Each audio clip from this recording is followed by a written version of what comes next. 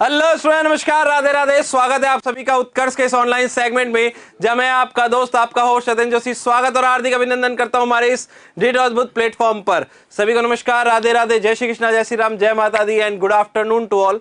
स्वागत आप सभी का हमारे इस सेगमेंट में, जहां आप और मैं हम मिलकर बात कर रहे हैं एटॉमिक स्ट्रक्चर अर्थात परमाणु संरचना। जी हाँ, हमारी चर्चा चल रही है परमाणु संरचना पर। बिल्कुल कई दिनों बाद मुलाकात हुई है अपनी। बिल्कुल, नमस्कार नमस्कार। कल्याण, हरलाल, महिमा, पिंटू, पाखी, हाँ जी, चलिए, बिल्कुल कई दिनों बाद मुलाकात हुई है। हाँ, क्लास अब कंटिन्यू रहेगी भाई। टाइम ऊपर नीचे हो सकता है, तो टाइम आपको एक दिन पहले शेड्यूल के अंदर पता चल जाएगा, बाकी क्लास कंटिन्यू ही रहेगी। ओके, चलिए, तो एक बार बता दो लास्ट हमने क्या टॉपिक पढ़ा था, उसके बाद फिर हम लोग शुरू करते हैं। फटाफट बता दीजिएगा लास्ट क्या हम लोगों ने पॉइंट पढ़ा है, उसके आगे फिर हम लोग पढ़ेंगे।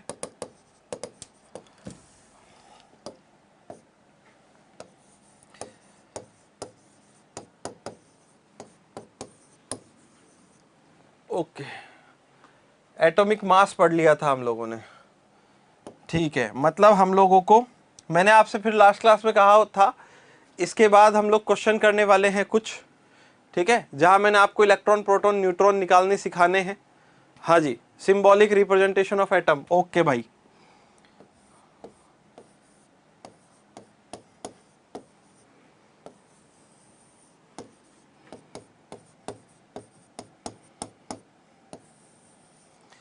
चलें फिर आगे। ठीक है, फिर शुरू करते हैं।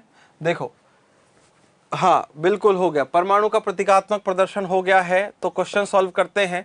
इन क्वेश्चंस के अंदर हम लोग क्या करने वाले हैं, जैसे आपको क्वेश्चन दे दिया कि U92 238, इसमें क्या करना है, में प्रोटॉन, इलेक्ट्रॉन और न्यूट्रॉन की संख्या बताओ,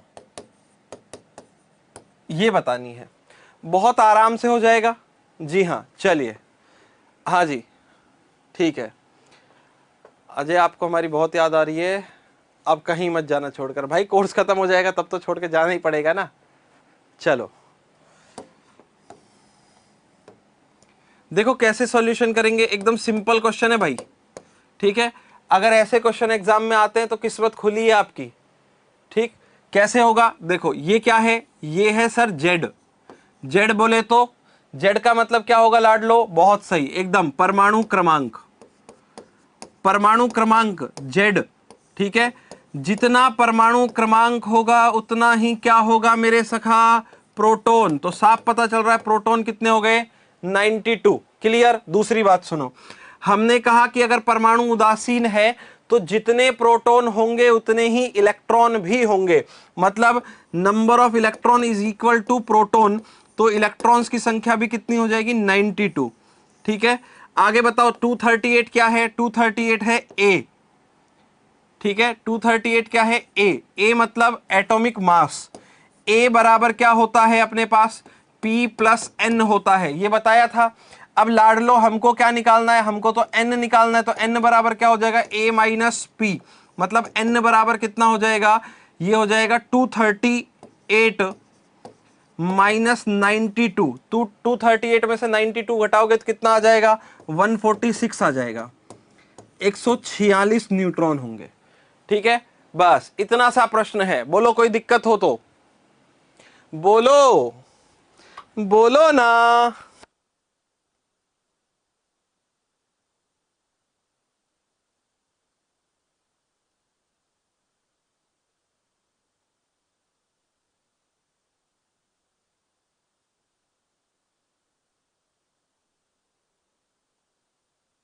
चलिए, ठीक है, अब ऐसे ही क्वेश्चन दे दूं आप लोगों को कुछ। ओके, तो देखो फिर क्वेश्चन में वही करना है आप लोगों को, क्या करना है, आप लोगों को कैलकुलेट करना है प्रोटॉन, इलेक्ट्रॉन और न्यूट्रॉन्स, ठीक है। 3-4 क्वेश्चन एक साथ रख देता हूं ताकि आप लोग सॉल्व करो। 11-23 सोडियम के लिए। सेकंड क्वेश्चन देखो, इसके बाद एक क्वेश्चन और करा दूंगा मैं खुद अपने आप से। एल्यूमिनियम ले लो, एल्यूमिनियम हो जाएगा 13-27, ठीक। और थर्ड क्वेश्चन आप लोग यहां पर ये ले लो, हम लोग इसमें डिस्कस कर लेते हैं बेरियम को। कितने पर आता है बेरियम? 56 पर। 56 126 कर लो, ठीक है, करो। हाँ जी, अरे कोई दर्शन दुर्लभ नहीं है भाई, थोड़े ऑफलाइन बैचेस के अंदर थोड़ा सा बिजी था बस, और तो कोई दिक्कत नहीं है। फटाफट से इन क्वेश्चंस को सॉल्व करो, फिर हम लोग आगे बढ़ने वाले हैं। करो सॉल्व।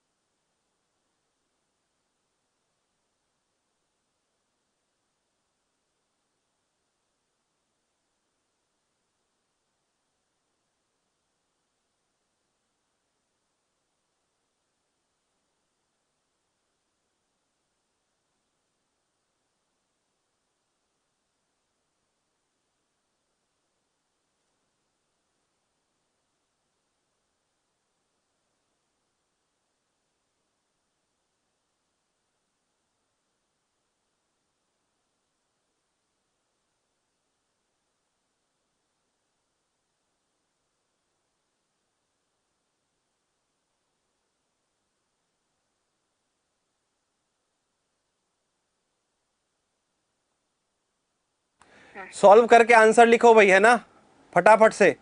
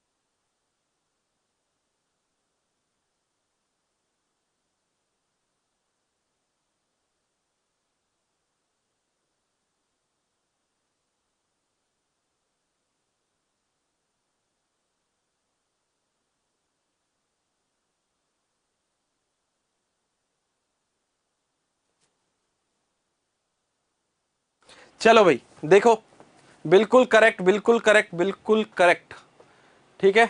कुछ लोगों ने थोड़ी थोड़ी समस्या उत्पन्न कर ली है। देखो एक चीज ध्यान रखना, क्वेश्चन एकदम सिंपल है, जितना टफ तुम बनाओगे उतना टफ बनता चला जाएगा। और अगर तुमसे ये लड्डू क्वेश्चन भी नहीं हो रहे ना भाई, तो मेरी क्लास को 3 बार देखा करो, ठीक है, अलग से पैसे नहीं लेंगे हम। चलो ध्यान दो, देखो भाई ये तो क्या है, यही तो है प्रोटॉन। तो प्रोटॉन तो कितने हो गए? 11। अरे जितने प्रोटॉन उतने इलेक्ट्रॉन, मतलब 11।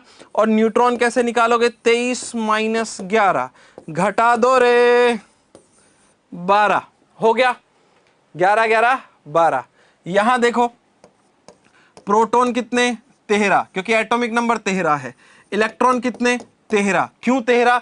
क्योंकि जितने प्रोटॉन उतने ही इलेक्ट्रॉन। रही बात न्यूट्रॉन की, तो न्यूट्रॉन कितने होंगे? 27 माइनस 13। 27 में से 13 गया तो 14 बचेगा एकदम। कितना बचेगा? 14, ठीक है। नेक्स्ट देखो, यही क्या है? एटॉमिक नंबर है ना भाई, एटॉमिक नंबर मतलब प्रोटॉन, ठीक है। इलेक्ट्रॉन कितने होंगे? जितने प्रोटॉन है सर, ठीक। न्यूट्रॉन कितना होगा? 126 माइनस 56। 126 में से 56 गया तो बोल दो 70। क्लियर? आ गए सर, अच्छे से आ गए हैं। अच्छे से नहीं, बहुत अच्छे से आने चाहिए। तो इनमें गलती की ना तो कैमरे में घुस के तुम्हारे घर में फिर लगाऊंगा 2-2, समझे?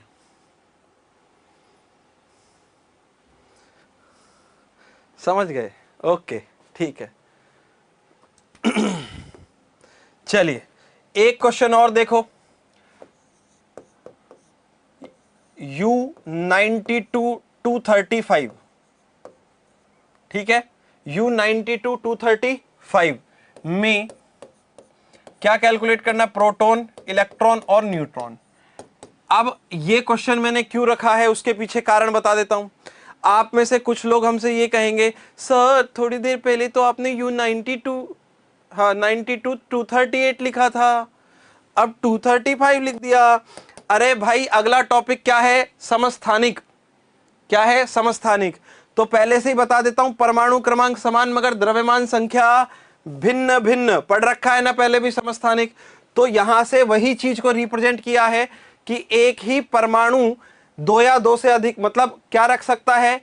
2 या 2 से अधिक द्रव्यमान संख्या रख सकता है, ठीक है।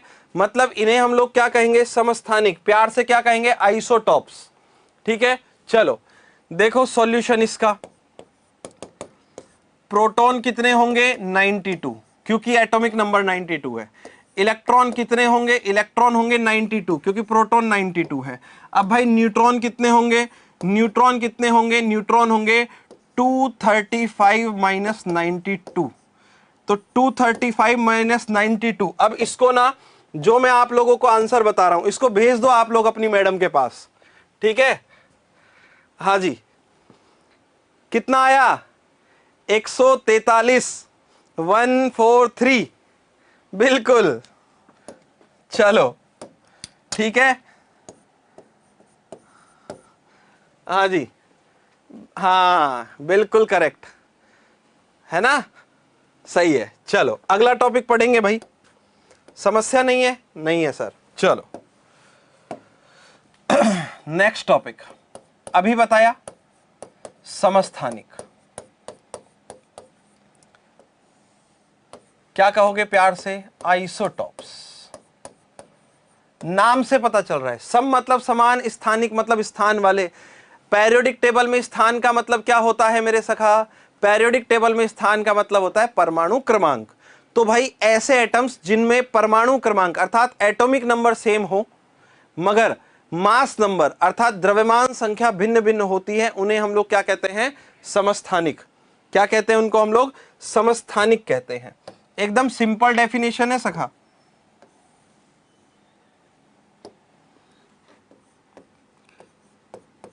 ऐसे परमाणु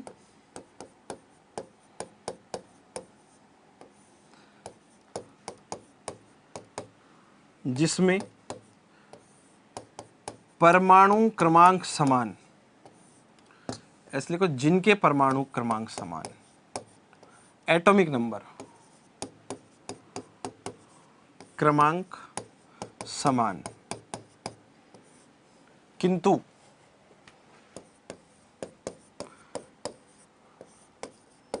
मास नंबर द्रव्यमान संख्या कैसी होगी? डिफरेंट होगी, भिन्न हो, समस्थानिक है। क्या है? समस्थानिक है। ठीक, क्या कह रहे हैं हम लोग? हम कह रहे हैं atoms which have same atomic number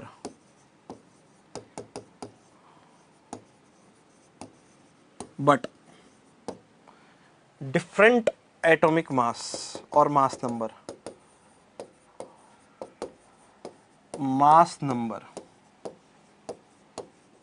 are isotopes। क्या कहोगे इनको? आइसोटॉप्स कहेंगे, समस्थानिक के नाम से जानेंगे। ठीक है, बिल्कुल। हाइड्रोजन के कितने समस्थानिक लाड लो? हाइड्रोजन के कितने समस्थानिक बोलो? बिल्कुल सही है, हाइड्रोजन के 3 समस्थानिक। किसके? हाइड्रोजन के कितने समस्थानिक होते हैं? 3 समस्थानिक होते हैं। कौन कौन होते हैं इसके 3 समस्थानिक, उस पर भी बात करेंगे। यहां लिखेंगे हाइड्रोजन के 3 समस्थानिक।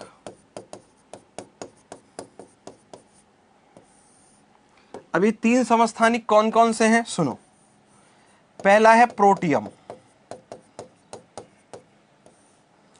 दूसरा है ड्यूटीरियम और तीसरा है ट्राइटियम।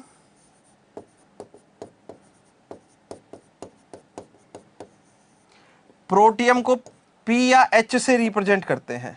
ये होता क्या है? 1H1 होता है, ठीक है, जिसको P या H से रिप्रेजेंट करते हैं। जो लिखते हो ना हाइड्रोजन, इसी को लिखते हैं। ड्यूटीरियम क्या होता है? 1H2 होता है, ठीक है, जिसको हम लोग D से रिप्रेजेंट करते हैं। भारी जल बनता है D2O, हैवी वाटर, इसी से बनता है। ट्राइटियम होता है 1H3, ठीक है, इसको T से रिप्रेजेंट करते हैं। तो प्रोटियम, ड्यूटीरियम और ट्राइटियम ये हो गए अपने पास। तो अगर मैं आप लोगों को ये बता रहा हूं, देखो, एक तो हो गया प्रोटियम 1H1, दूसरा हो गया ड्यूटीरियम 1H2, तीसरा हो गया 1H3, दैट इज ट्राइटियम, ठीक है, बिल्कुल। ये हमारे पास क्या हो गया? ये हो गया P या H, प्रोटियम या हाइड्रोजन, एक ही बात है। ये हो गया ड्यूटीरियम, ये हो गया ट्राइटियम, ठीक। अब मैं आप लोगों को यहां यह बताना चाह रहा हूं कि क्यों होता है समस्थानिकों का निर्माण, ठीक है। समस्थानिकों का निर्माण केवल हमारा सिलेबस बढ़ाने के लिए नहीं हुआ है भाई, एक रीजन और है। समस्थानिकों के निर्माण के पीछे बड़ा कारण जो है, अगर वो हम लोगों को पता चल जाए तो हम लोगों का एक क्वेश्चन सॉल्व हो जाएगा, ठीक है। और वो बड़ा कारण आज मैं आप लोगों को बता के रहूंगा, कोई नहीं रोक सकता मुझे, ठीक। यहां पर मैंने लिखे समस्थानिक,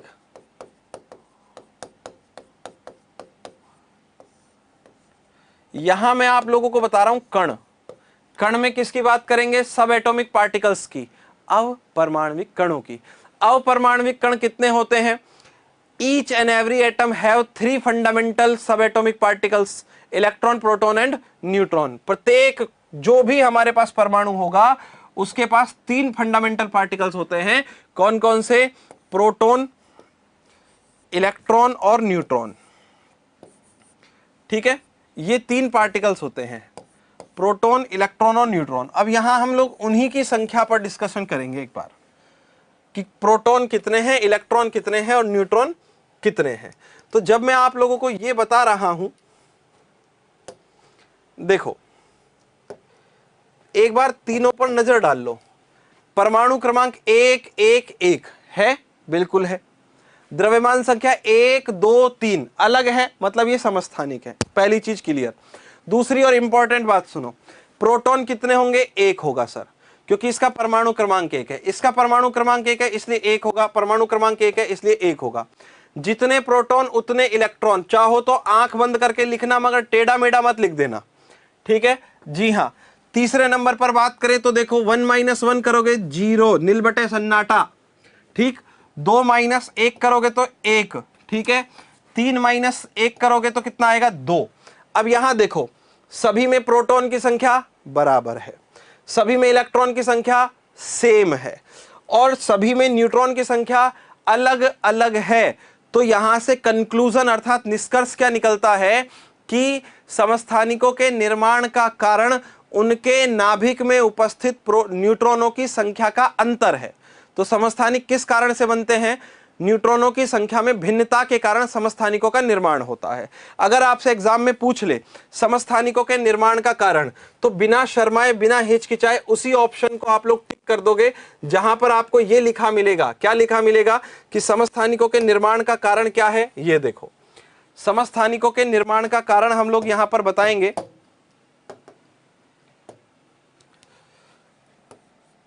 समस्थानिकों का निर्माण न्यूट्रॉनों की संख्या में भिन्नता के कारण होता है। निर्माण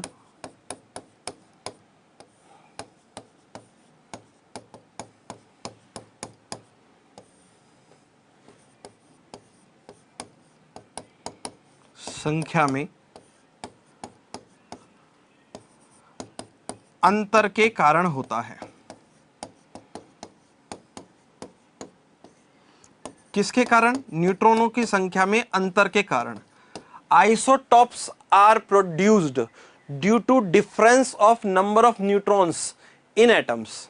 ठीक है जी हाँ। द्रव्यमान संख्या और द्रव्यमान भार एक ही है? नहीं, अलग अलग होते हैं। द्रव्यमान भार हम मोल कॉन्सेप्ट के अंदर पढ़ेंगे, तब मैं आप लोगों को बताऊंगा विकास कुमार। ठीक है चलो, तो यहां आप लोगों को एक चीज पता चल गई है। चलिए एक चीज और आप लोगों के सामने रख देता हूं। देखो इसको देख रहे हो 1H1। 1H1 के पास कितने हैं? जी हां 0 न्यूट्रॉन है। एकमात्र ऐसा परमाणु है 1H1 अर्थात हाइड्रोजन जिसके नाभिक में न्यूट्रॉन एब्सेंट होता है। क्या कहा हमने? हमने ये कहा कि 1H1 अर्थात हाइड्रोजन एकमात्र परमाणु है, परमाणु जिसके नाभिक में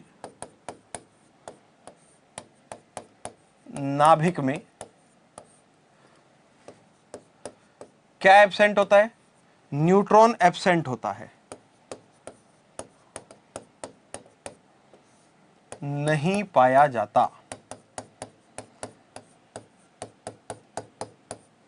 So we can say 1H1 hydrogen or protium is only atom which do not have any neutron in its nucleus। ठीक है, अगर न्यूट्रॉन नहीं है तो कंट्रोलिंग सेंस नहीं है। जिसको कंट्रोल नहीं किया जा सके अर्थात जिसको रोका नहीं जा सके वो क्या होता है? That is a frequent element, आवारा। जी हां, अब आप लोगों से पूछा जाए आवारा तत्व कौन सा, तो आप कहोगे हाइड्रोजन। क्या आपसे पूछा जाए आवारा तत्व कौन सा, तो हाइड्रोजन। ठीक है, एकदम क्लियर रखना। तो जैसे तुम ये गलियों में घूम रहे हो ना भाई, तो उन गलियों में मत घूमो, अपने तैयारी करो, एग्जाम है। ठीक है, तो तुम हाइड्रोजन बनने की कोशिश मत करना बिल्कुल भी। बिल्कुल क्लियर है एकदम, बहुत बढ़िया। आगे बढ़ते हैं, नेक्स्ट मैं आप लोगों को बताता हूं। देखो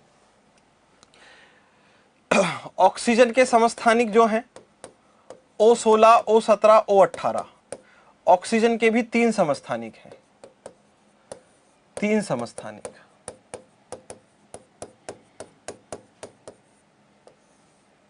ठीक, ऑक्सीजन के कितने समस्थानिक है? 3। कौन से? 16, 17, 18। ठीक है, ये ऑक्सीजन के समस्थानिक है। फिर हम लोग बात करेंगे कार्बन के समस्थानिकों पर। किसके समस्थानिक पर? कार्बन के समस्थानिक। कार्बन के 5 है भाई, है ना। हो सकता है आप में से किसी किसी ने 3 पढ़े हो, तो उसको क्लैरिफाई कर लेना। कार्बन के 5 समस्थानिक हैं, समस्थानिक हैं। 5 कौन कौन से हैं? सुनो, 6C11, 6C12, 6C13, 6C14 और सखा 6C15, ये है। ठीक है, काम कौन आएगा सबसे ज्यादा? जो कार्बन 14 है वो। इनको कैसे लिख सकते हैं? C11, C12, C13, C14, C15। ठीक, ये है। ऐसे ही अगर हम लोग बात करें क्लोरीन के कितने समस्थानिक है? 2। क्लोरीन के कितने समस्थानिक है? 2। कौन कौन से हैं भाई? एक तो ये वाला है, एक वो वाला है। ये वाला कौन सा है सर? एक है Cl1735 और दूसरा है Cl1737। ठीक है, तो Cl35 और Cl37 ये 2 आइसोटॉप्स हैं इसके। ठीक, अब जर्नली क्वेश्चन क्या बनता है? जर्नली क्वेश्चन हमारे पास आइसोटॉप से बनता है, एक तो इसकी डेफिनेशन से क्वेश्चन बनता है। ठीक है ना, डेफिनेशन में दे देंगे समस्थानिकों के बारे में सत्य कथन क्या है, पिछले लैब असिस्टेंट के अंदर समस्थानिक से यही क्वेश्चन था, ठीक है, जो फर्स्ट शिफ्ट का पेपर था उसके अंदर। फिर वहीं हम लोग बात करें, इससे क्वेश्चन बन जाता है निर्माण के कारण क्या है, ठीक है, ये लिख दिया। नेक्स्ट देखो क्या क्वेश्चन बन सकता है। नेक्स्ट क्वेश्चन बन सकता है उपयोग के आधार पर, ठीक है। तो देखो लाडलो, अब मैं यहां पर एक क्वेश्चन लिख रहा हूं, मगर उसके अंदर आपको कई सारे नए क्वेश्चंस देखने को मिल जाएंगे, ठीक। अगर हम लोग ये लिखें, एक स्थान पर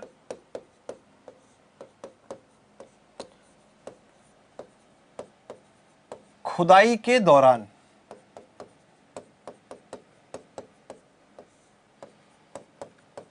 जंतुओं के अवशेष प्राप्त हुए,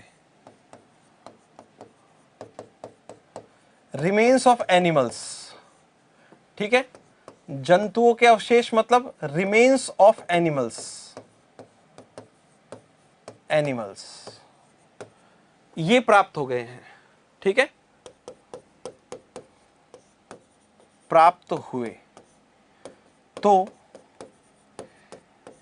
इनकी आयु के निर्धारण में, for determination of these age, आयु के निर्धारण में,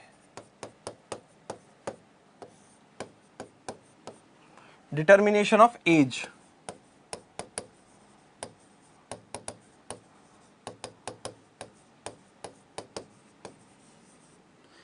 में निम्न में से कौन सा समस्थानिक प्रयुक्त होता है, ठीक है, बहुत बढ़िया, कौन सा समस्थानिक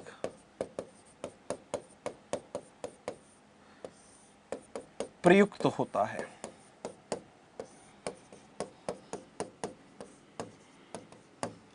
ठीक, 4 ऑप्शन दूंगा मैं आप लोगों को, ए, बी, सी और डी। ए हमने लिख दिया कार्बन 14, ठीक, बी हमने लिख दिया सोडियम 24, सी लिख दिया कोबाल्ट 60 और डी मैंने आप लोगों के सामने लिख दिया आयोडीन 131, ठीक है। एक ऐसा ही क्वेश्चन और देखो, सेम क्वेश्चन देखो, यहां पर खुदाई के दौरान जंतुओं के अवशेष नहीं मिल रहे हैं, ठीक है। यहां क्या मिल रहा है ये सुनो, यहां पर अपने पास मिल रहे हैं धातु की मूर्ति,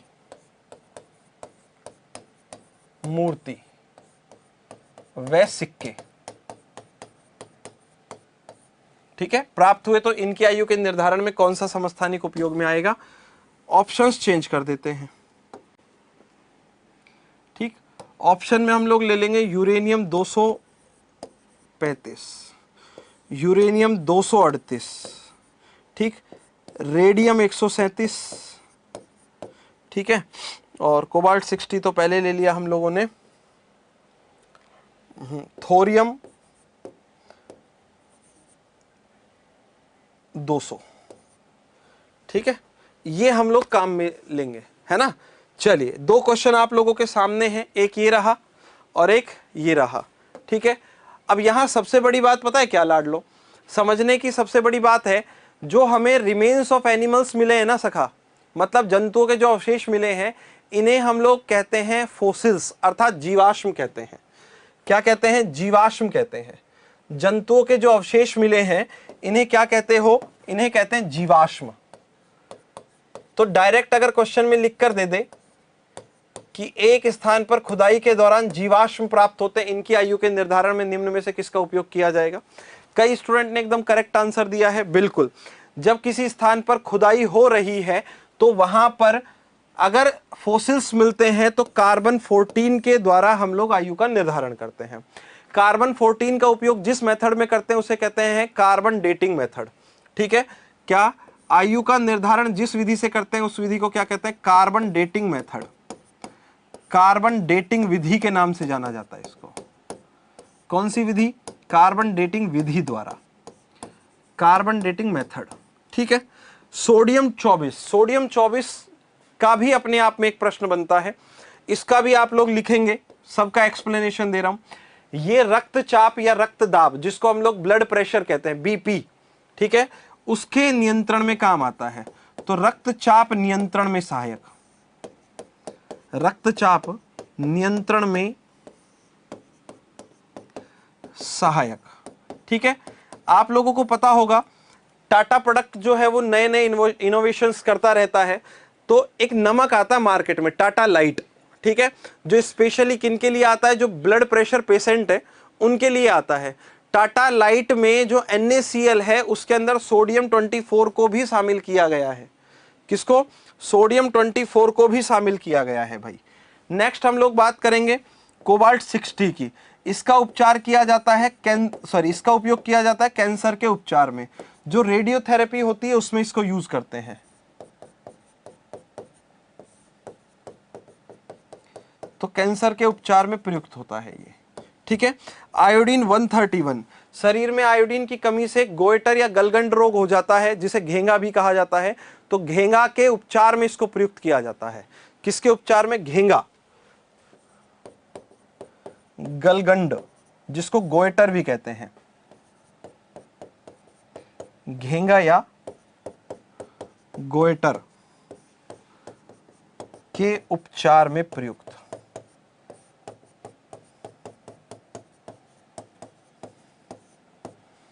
ठीक है, चलो नेक्स्ट हम लोग बात करते हैं, एक स्थान पर खुदाई के दौरान धातु की मूर्ति व सिक्के प्राप्त होते हैं, तो इनकी आयु के निर्धारण में कौन सा समस्थानिक प्रयुक्त करते हैं? करेक्ट आंसर क्या होगा भाई? सुनो, करेक्ट आंसर होगा यूरेनियम 235। ठीक है, यहां जो विधि होती है उसे कहते हैं रेडियो डेटिंग विधि।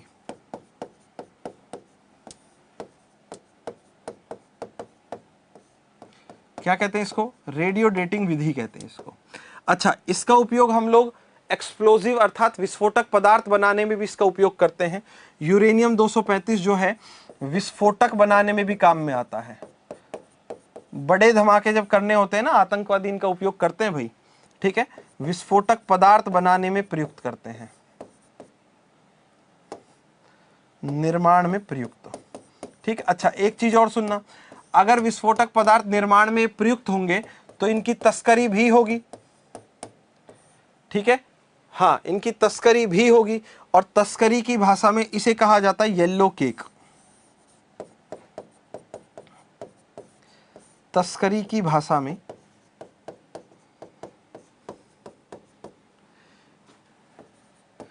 इसे क्या कहते हैं? येलो केक कहते हैं।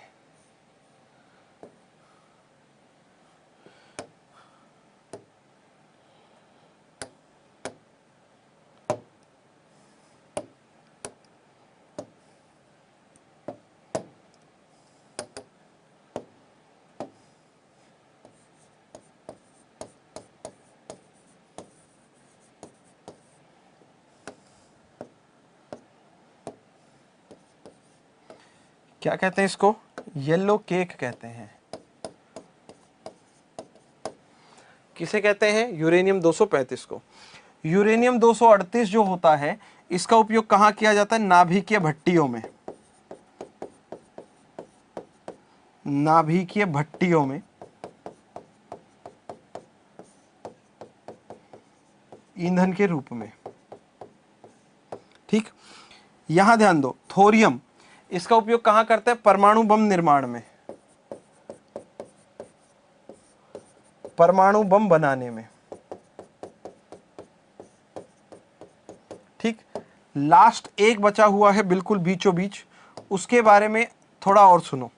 रेडियम 137, रेडियम 137 का यूज हम लोग कहां करते हैं? बहुत ध्यान से सुनिएगा एक एक बात को। हम लोग दूध के पैकेट खरीद कर लेकर आते हैं। जनरली हम लोग एक चीज जानते हैं, अगर हमारे पास गाय का, भैंस का ताजा दूध है तो 3-4 घंटे अगर गर्म नहीं करेंगे तो दूध फट जाएगा, खराब हो जाएगा। 3-4 की जगह 5-6 घंटे लगा लो। मगर हम लोग दूध के पैकेट खरीद कर लेकर आते हैं, उन पर डेट होती है 3-3, 4-4 दिन बाद की। ठीक है, आज आप दूध लेने के लिए मार्केट में जाओगे तो आपको जो पैकेट मिलेंगे उन पर 24 तारीख, 25 तारीख तक की डेट अवेलेबल है। तो जो दूध है वो 4-4, 5-5 दिन तक खराब नहीं हो रहा है। ऐसा क्या है? फिर कुछ लोग कहेंगे सर फ्रिज में रख रखा है। तो फ्रिज में रखेंगे तो भी तो उसका इमल्सिफिकेशन होना चाहिए ना भाई, पायसीकरण हो जाना चाहिए। नहीं हो रहा तो पाश्चराइजेशन हो जाना चाहिए, मगर वो भी नहीं हो रहा है। तो ऐसा क्या है? इनको विकिरणों से गुजारा जाता है। किससे? विकिरणों से गुजारा जाता है। खाद्य पदार्थों के परिरक्षण में जो विकिरणें दी जाती हैं वो रेडियम 137 की दी जाती हैं। तो हम लोग क्या कहते हैं? जी हाँ, खाद्य पदार्थों के परिरक्षण में प्रयुक्त करते हैं इसको।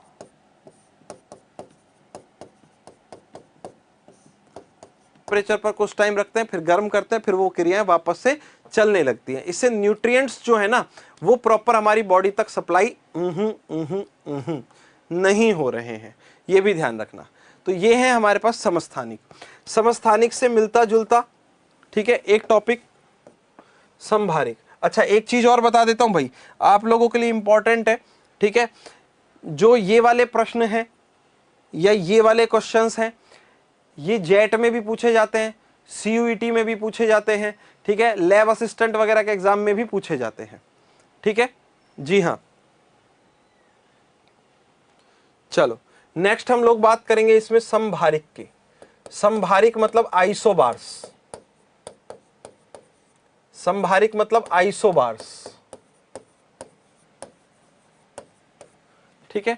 अब प्रश्न आ गया, संभारिक क्या होता है, आइसोबार्स क्या होते हैं, ठीक है। चलो, है ना, आइसोबार्स संभारिक क्या होते हैं। तो संभारिक या आइसोबार्स पर हम लोग डिस्कस करें तो देखो, ये जस्ट अपोजिट है। किसके अपोजिट है, ये इसी के अपोजिट है। अरे उसके, किसके, हाँ बिल्कुल सही, समस्थानिक के अपोजिट है। समस्थानिक में क्या होता है, समान परमाणु क्रमांक और भिन्न भिन्न द्रव्यमान संख्या, जबकि यहां उल्टा है। समान यहां क्या होगा, जी हाँ, द्रव्यमान संख्या होगी और भिन्न भिन्न परमाणु क्रमांक हो गए। परमाणु क्रमांक अगर भिन्न है तो हमारे पास, ध्यान रखना, परमाणु क्रमांक अगर भिन्न है, अलग है, तो एकदम सिंपल आप लोगों के दिमाग में ये बात बैठ जानी चाहिए, ओहो परमाणु क्रमांक भिन्न है तो परमाणु भी अलग अलग होंगे। फिर मत सोचना कि सर ये तो परमाणु ही अलग अलग है, पहले ही बता देता हूं, ठीक है। ऐसे परमाणु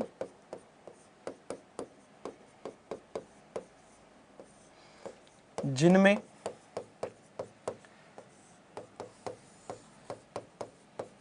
परमाणु क्रमांक भिन्न भिन्न किंतु द्रव्यमान संख्या जो है वो समान हो।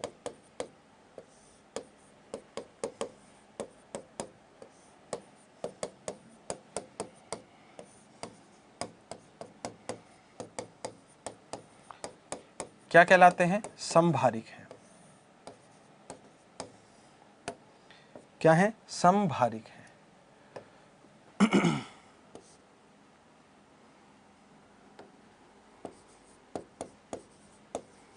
Atoms which have same atomic number,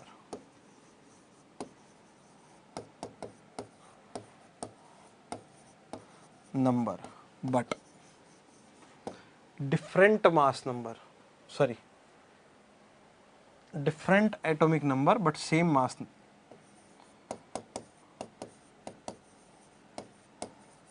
but same atomic mass,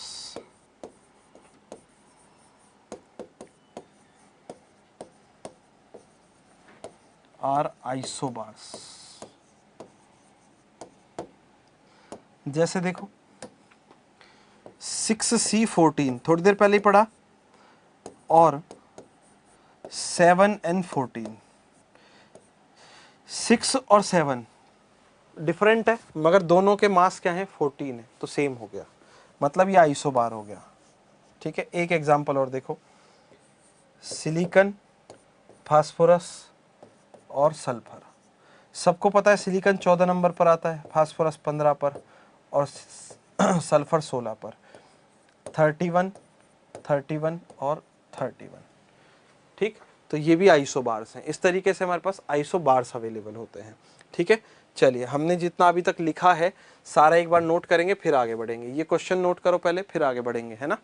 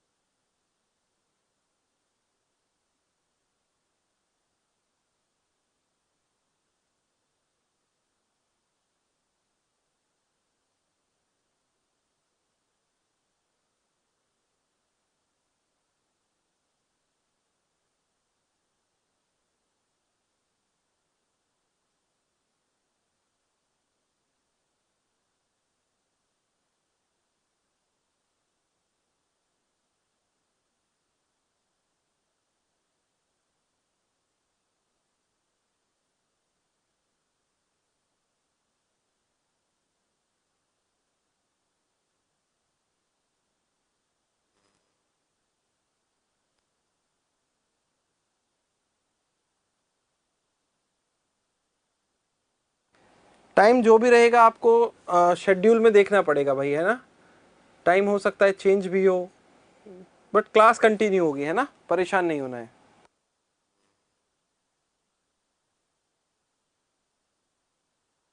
भावना लिखवाना इसलिए जरूरी है, और जरूरी नहीं बहुत जरूरी है। क्यों, कारण बताता हूं, बहुत बड़ा। लिखवाना इसीलिए जरूरी है, ठीक है, क्योंकि अगर आपके पास ये नोट्स अवेलेबल नहीं होंगे तो रिवीजन नहीं होगा। ठीक, भारती जो जो चीजें इंग्लिश में बतानी चाहिए सब बता रखी हैं, सब लिखता भी हूं जहां डेफिनेशन चाहिए, और इससे ज्यादा तो क्या ही इंग्लिश लिखूं। अब कंटिन्यू कंप्लीट इंग्लिश में और हिंदी में दोनों मीडियम में पढ़ाएंगे तो फिर टाइम ज्यादा लगेगा सिलेबस में। सिलेबस अपन को टाइम से करना है ना भाई। नवंबर में आप लोगों का एग्जाम है, ठीक है। नवंबर में अगर आप लोगों का पेपर है तो फिर अपन को सिलेबस भी तो बहुत टाइम पर करना है भाई। मान के चलो नवंबर में पेपर है, 3 महीने भी अगर आप लोगों को रिवीजन के लिए चाहिए तो अक्टूबर सितंबर और अगस्त, 3 महीने ये तो चाहिए ही चाहिए। और अगर ये 3 महीने आप लोगों को चाहिए तो मतलब अगस्त तक आपका सिलेबस होना चाहिए, मगर उससे पहले कर देंगे, चिंता की बात नहीं है। चलो आगे।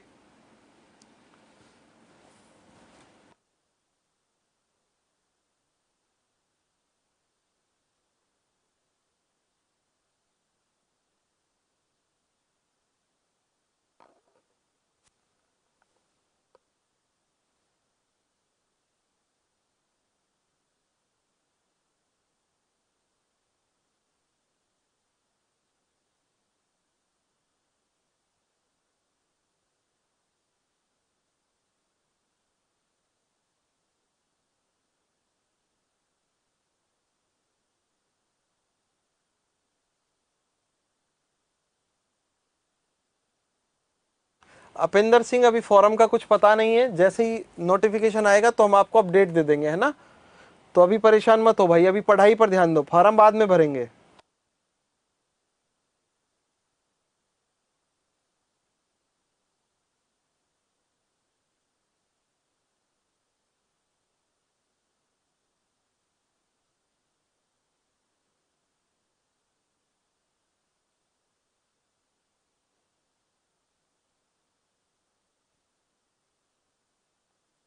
करो भाई, अगला नोट करो।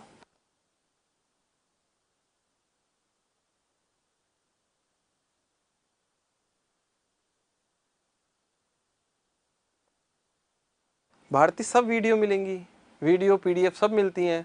अनलिमिटेड टाइम देख सकते हो आप किसी को भी, मतलब किसी भी वीडियो को।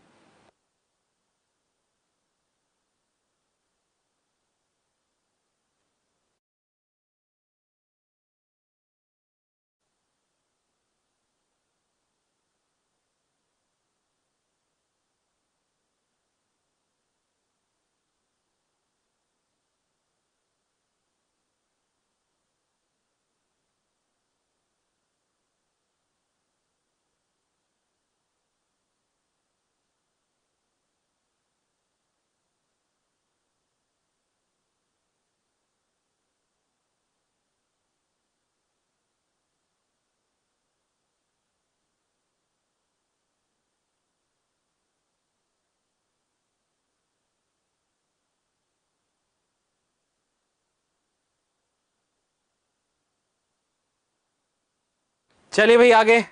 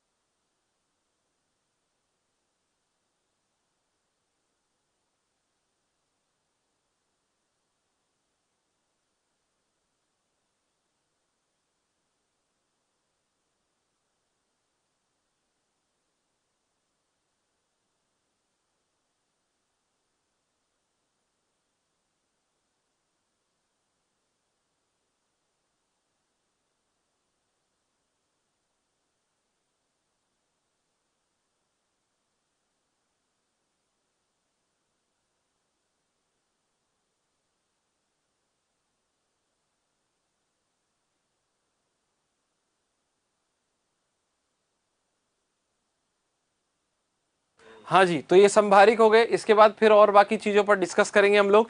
अगली क्लास में।